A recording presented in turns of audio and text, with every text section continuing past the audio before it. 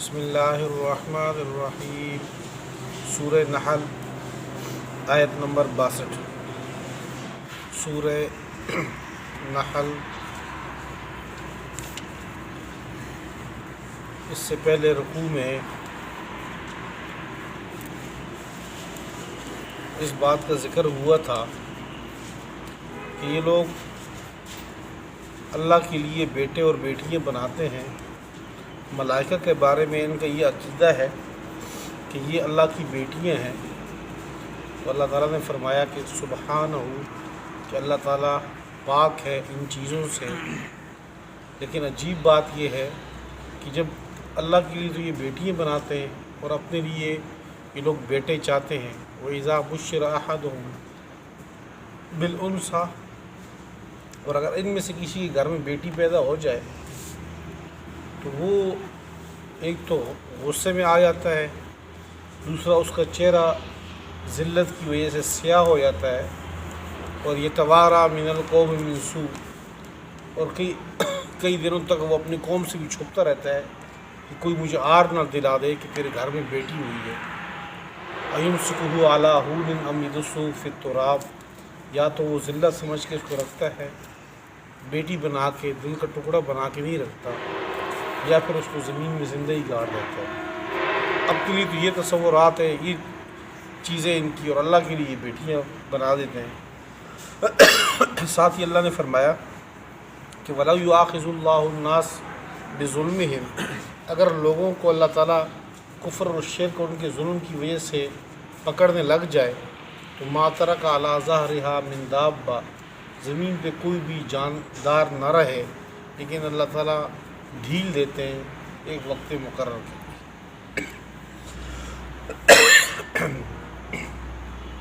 آج کی جو آیات ہیں اس میں ایک تو آپ صلی اللہ علیہ وسلم کو تسلی اور آپ صلی اللہ علیہ وسلم کے فرائض کا ذکر، دوسرا توحید کے دلائل اللہ تعالیٰ نے دوبارہ تفصیل سے یہاں پہ ذکر کیے ہیں۔ وَيَجْعَلُونَ لِلَّهِ مَا يَكْرَهُونَ، اور یہ لوگ اللہ کے لیے وہ چیزیں بناتے ہیں ما یکرہون، جو اپنے لیے ناپسند سمجھتے ہیں۔ وَتَصِفُ أَلْسِنَتُهُمُ الْكَذِبَ، اور ان کی زبان جھوٹ بولتی ہے۔ أَنَّ لَهُمُ الْحُسْنَى، کہ ہمارے لیے اچھائی ہوگی، کہ دنیا میں بھی اچھائی ہے، اگر آخرت کہیں ہے تو وہ بھی ہمارے لیے اچھی ہوگی۔ لَا جَرَمَ أَنَّ لَهُمُ النَّارَ،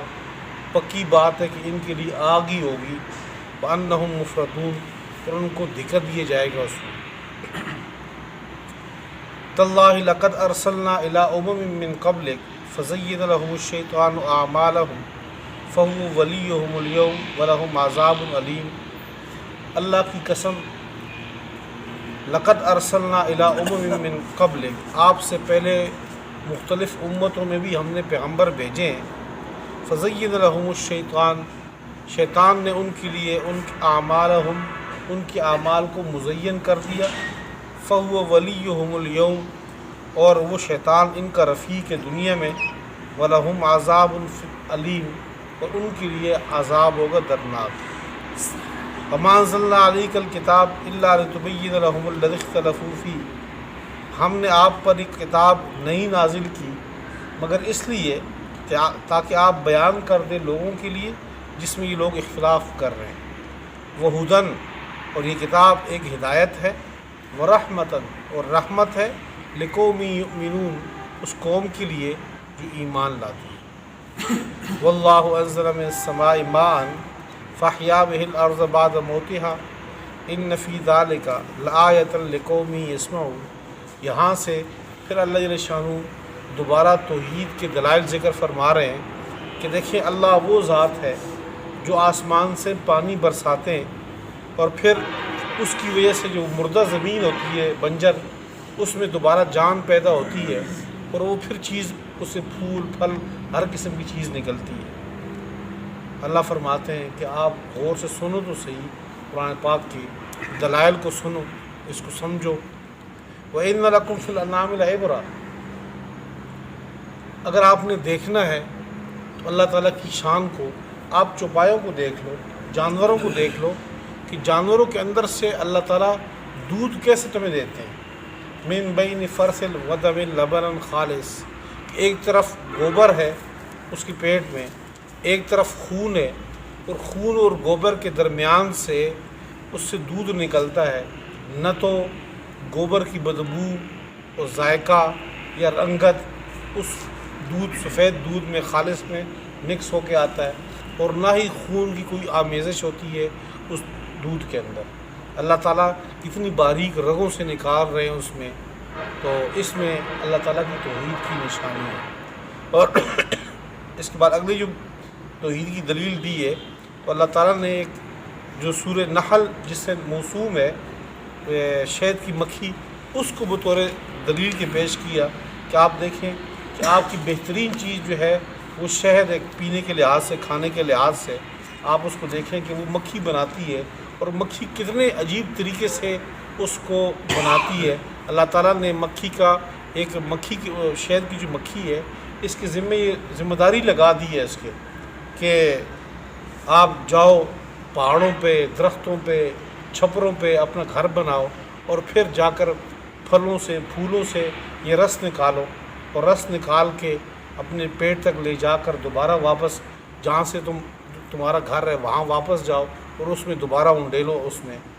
اور بہترین قسم کے بہترین ذائقوں کے، بہترین رنگوں کے، مختلف قسم کا اللہ تعالیٰ فرما رہے ہیں کہ شہد نکالتے ہیں اللہ تعالیٰ، جو پینے کے لیے بھی بہترین ہے، کھانے کے لیے بھی انتہائی ہے، اس میں شفا ہے اللہ کی جانب سے۔ تو یہ دلائل توحید ہے، اور کائنات کے ایک ایک چیز کے اندر اللہ فرما رہے ہیں کہ اگر آپ اللہ کو سمجھنا چاہتے ہو تو آپ کسی چیز کو بھی اٹھا کے دیکھ لو، غور و فکر کر لو، تو آپ کو اللہ کی ذات سمجھ آ جائے گی۔ وفی انفسکم افلا تبصرون، اپنی ذات کو دیکھ لو کہ آپ کی اپنی جو جان ہے، آپ کو اس چیز کا علم نہیں، لیکن اللہ تعالیٰ نے کتنے بہترین انداز سے بنایا ہے اس کو۔ تو جو لوگ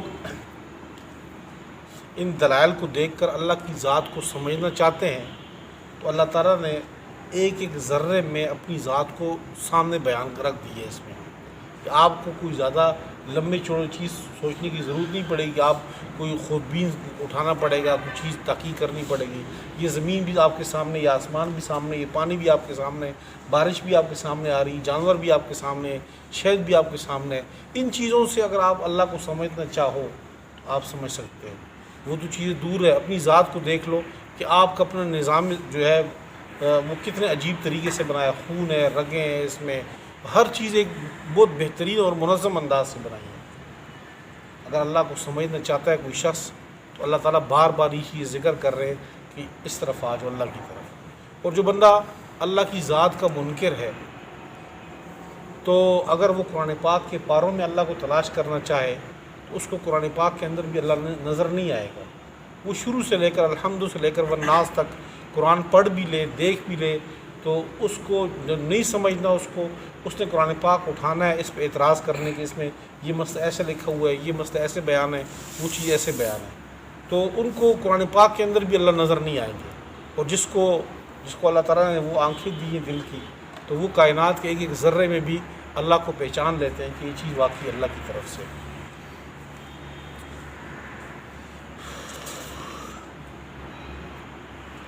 وَإِنَّ لَكُمْ فِي الْأَنْعَامِ لَعِبْرَةً وَاللَّهُ أَنزَلَ مِنَ السَّمَاءِ، اور اللہ وہ ذات ہے انزل من السماء ماء، جس نے آسمان سے پانی نازل کیا، فَأَحْيَا بِهِ الْأَرْضَ، اور پھر زندہ کرتے ہیں اس کے ذریعے زمین کو، بعد موت، یا اس کی موت کے بعد، یعنی اس کی بنجر اور ویران ہونے کے بعد۔ إِنَّ فِي ذَلِكَ لَآيَةً، بے شک اس کے اندر نشانی ہے توحید کی، لِقَوْمٍ يَسْمَعُونَ، اس قوم کے لیے، يسمعون جو سنتی ہو دل کی کانوں سے۔ وَإِنَّ لَكُمْ فِي الْأَنْعَامِ لَعِبْرَةً، بے شک تمہارے لیے فی الانعام چوپایوں کے اندر لعبرۃ، البتہ نصیحت ہے، عبرت ہے۔ نسقیکم مما فی بطونہ، ہم پلاتے ہیں تمہیں، مما فی بطونہ، جو ان کی پیٹ کے اندر ہے، من بین فرس ودم، گوبر اور دمن، خون کے درمیان سے، لبنا خالصا، خالص قسم کا دودھ، سائغا، جو اچھا لگتا ہے، للشاربین، پینے والوں کے لیے، جب وہ گلے میں اترتا ہے تو وہ اچھا ایک تاثر و ذائقہ آتا ہے اس میں۔ ومن ثمرات النخیل والاعناب، اور پھلوں سے من نخیل کھجور کے پھل، آناب انگور کے پھل، تتخذون منہ سکرا ورزقا حسنا، تم لوگ اس سے نشہ بناتے ہو، ورزقا حسنا، اور اس میں تمہارے لیے رزق حسن بھی ہے۔ یہاں پر اللہ تعالیٰ نے نشے کو ذکر کیا، یہ چونکہ سورہ نحل مکی صورت ہے، شراب حرام ہوئی تھی جا کر مدینہ میں، اس وقت لوگ عام استعمال میں پیتے تھے، تو اللہ تعالیٰ نے اس کو ایک چیز پہ ذکر کیا کہ یعنی ایک تو اللہ تعالیٰ نے بطور نعمت کے ذکر کیا اس کو شروع میں، بعد میں حرام ہوئی ہے اس کو، یا مفسرین فرماتے ہیں اس کو عام طور پہ ذکر کیے کہ جس طرح عام عرب کا دستور تھا کہ انگور اور کھجور سے وہ شراب بنایا کرتے تھے، تو اللہ نے ذکر کیے کہ دیکھیں یہ بھی تو اللہ کی نشانی ہے کہ اللہ تعالیٰ نے جو چیز تمہیں دی ہے اس سے تم نشہ بھی بناتے ہو، اور رزقا حسنا، اور اس میں اللہ تعالیٰ نے تمہیں رزق دی ہے اچھا قسم کا۔ ان فی ذلک لآیہ، بے شک اس میں نشانی ہے، لقوم یعقلون، اس قوم کے لیے جو عقل رکھتی ہے۔ وَأَوْحَىٰ رَبُّكَ، اور حکم دیے تیرے رب نے، إِلَى النَّحْلِ، کھجور کی شہد کی مکھی کو، أَنِ اتَّخِذِي مِنَ الْجِبَالِ، کہ تو بنا لے پہاڑوں سے، پہاڑوں میں، بیوتاً گھر، وَمِنَ الشَّجَرِ، اور درختوں سے، وَمِمَّا يَعْرِشُونَ، اور جس سے وہ چھپر ڈالتے ہیں، اس چھپرے کے اندر آپ اپنا گھر بنا لو۔ ثُمَّ كُلِي مِن كُلِّ الثَّمَرَاتِ، پھر تو کھا ہر قسم کا پھل، فَاسْلُكِي سُبُلَ رَبِّكِ ذُلَلًا، بس تو چلتی رہے اللہ کے راستوں میں، ذُلَلًا تابعدار، تو اللہ کے راستے ہیں، اللہ نے تمہیں سکھایا ہے، دور تک جاتی ہے، واپس اسی راستے میں اڑتی ہوئی اپنی جگہ تک پہنچتی ہے۔ یخرج من بطونہا شراب، نکلتا ہے اس کے پیٹ سے شراب، میٹھا، مختلفاً الوانہ، اس کے یعنی شراب جو میٹھا ہے اس میں شربت، مختلفاً الوانہ، جس کی رنگت مختلف ہے، فیہ شفاء للناس، اس میں شفا ہے لوگوں کے لیے۔ ان فی ذلک لآیہ، بے شک اس میں نشانی ہے اس قوم کے لیے، لقوم یتفکرون، جو غور و فکر کرتی ہے۔ شراب کا اس میں شہد کو آپ دیکھیں کہ مختلف قسم کے ذائقے ہیں، ہر شہد کی مکھی وہ مختلف موسم میں، جو مالٹے کا موسم ہے، آم کا موسم ہے، انگور کا موسم ہے، بیری کا موسم ہے، تو اس وہاں سے جو پھل شروع میں پھول نکلتا ہے اس سے رس چوستی ہے، تو وہ جو شہد بنتا ہے اس سے انہی کا ذائقہ مختلف آتا ہے اس سے۔ اب وہ پھلائی کا بھی ہوتا ہے شہد، اس کی رنگت بھی مختلف ہے، ذائقہ بھی مختلف ہے،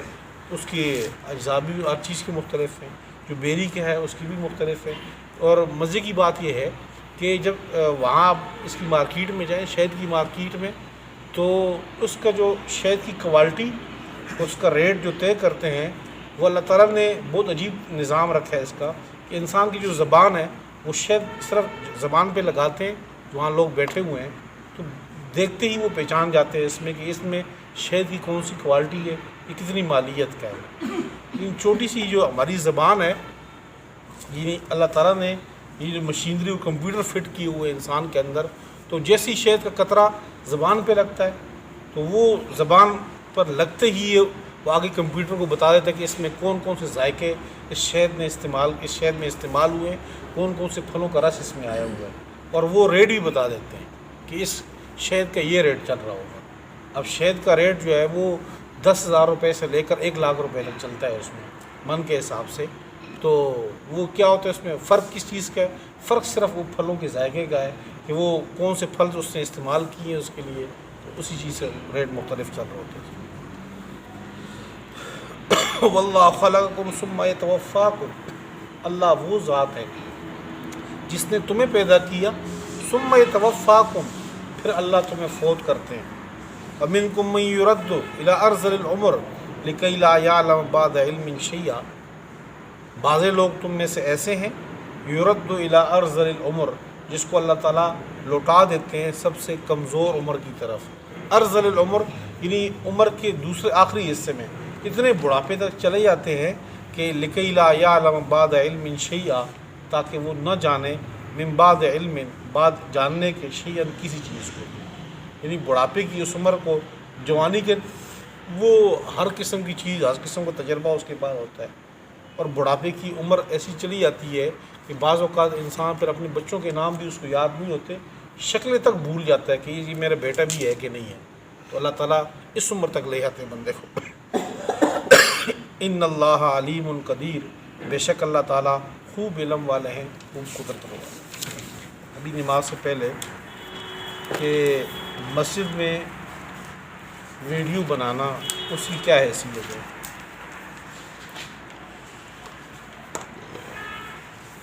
کیونکہ جب سے یہ موبائل کیمرے آ گئے تو ڈیجیٹل اس میں تصویر بھی ہے، اس میں مووی بھی ہے، اس میں آپ بنا سکتے ہیں اس میں۔ تو پہلے تو اس میں بات ذہن میں رکھیں کہ علماء کے اس میں دو رائے ہیں کہ آیا یہ صحیح تصویر اور جو اس میں تصویر ڈیجیٹل کیمرے کی بات کر رہا ہوں، عام تصویر جو پرنٹ نکال کے سامنے آتا ہے کاغذ کی شکل میں پینافلیکس میں، اس کی بات نہیں،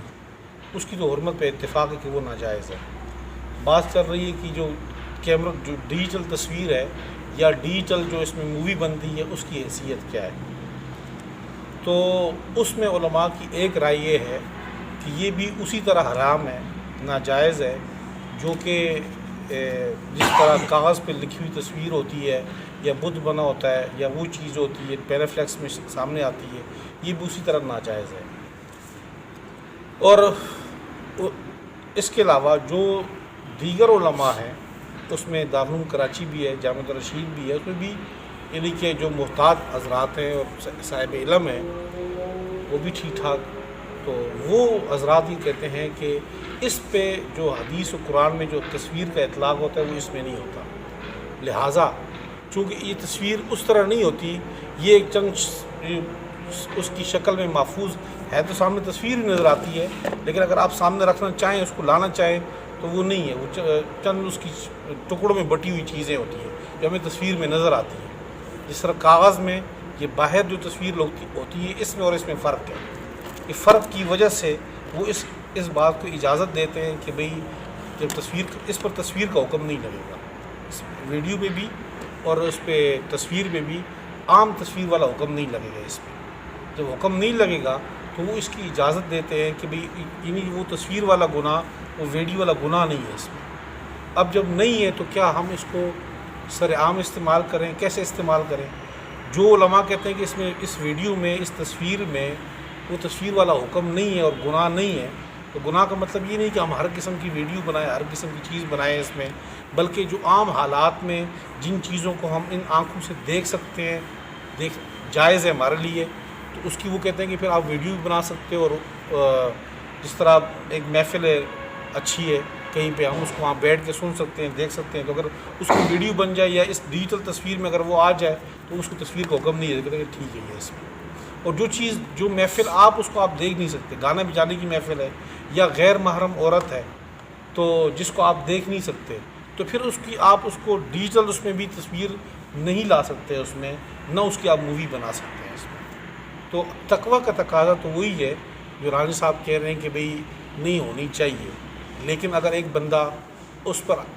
فتوے پر عمل کرنا چاہے اور جو علماء جواز کے قائل ہے اس پر عمل کرنا چاہے، ان کے لیے گنجائش ملتی ہے۔ میں نے آپ کے سامنے پہلے بھی عرض کیا ہے کہ آپ صلی اللہ علیہ وسلم کی حدیث مبارکہ ہے کہ اختلاف العلماء رحمت، کہ میری امت کے جو علماء ہیں ان کے اختلاف جو ہے دلائل کی بنیاد پر جو اختلاف ہوگا، یہ میری امت کے لیے ایک رحمت ہے، اس میں امت کو گنجائش مل جاتی ہے۔ جو حضرات تقویٰ کے قائل ہیں کہ جی میرا ضمیر نہیں مانتا، میرا دل چاہتا ہے کہ جی میں نہ کروں یہ کام، اس کے لیے گنجائش ہے کہ وہ آپ نہ کریں اس کو۔ اور جو کہتے ہیں کہ نہیں میں گنجائش پر عمل کرنا چاہوں، اس پہ جو ٹھیک ٹھاک بڑے علماء وہ اس کے دلائل موجود ہیں اس کے اوپر، جو کہتے ہیں کہ جی یہ چیزیں، اب جس طرح آپ دیکھیں بینکاری کے اوپر، اب بینکاری کے اوپر بھی دو قسم کے علماء ہیں۔ ایک علماء کا وہ ہے کہ بھئی جو آپ غیر سودی بینکاری، جس کو آپ اسلامی بینکاری کے نام سے لے کر آ رہے ہیں معاشرے میں، وہ کہتے ہیں یہ بھی اسی کا دوسرا ایڈیشن ہے، یہ بالکل ناجائز ہے۔ لیکن دوسرے جو علماء ہیں ان نے بڑا کام کیا ہے اس پہ، اور وہ سمجھتے ہیں دلائل کی بنیاد پر اختلاف کرتے ہوئے کہتے ہیں کہ نہیں اس میں اور اس میں فرق ہے۔ اب فرق بیان کرتے ہوئے اب امت کو اس میں اور عام عوام کو اس میں آسانی ہو جاتی ہے۔ اگر ایک بندہ کوشش کرتا ہے کہ بھئی یہ جو اسلامی نام کی بینکاری ہے میں اس سے بھی بچنا چاہتا ہوں، بالکل بچے، اس کے لیے بہتر یہی ہے کہ وہ بچے اگر وہ بچنا چاہتا ہے. لیکن اگر ایک بندہ کہتا ہے کہ جی میرا کوئی چارہ کار نہیں اور میں نے ضرور اکاؤنٹ کھولنا ہے اور میں نے بینکوں کے ذریعے لین دین کرنا ہے، تو ہم کہتے ہیں کہ پھر وہ جو خالص سودی بینک ہے جس کے بارے میں سب علماء کا اتفاق ہے، سب کے اتفاق ہے کہ وہ ناجائز ہے، اس سے تو پھر یہ ہزار درجے بہتر ہے جس کے بارے میں علماء یہ کہتے ہیں کہ یہ ٹھیک ہے. علماء کی جو اختلاف دلائل کی بنیاد پر ہو اور سنجیدہ ہو، اس میں امت کو گنجائش مل جاتی ہے.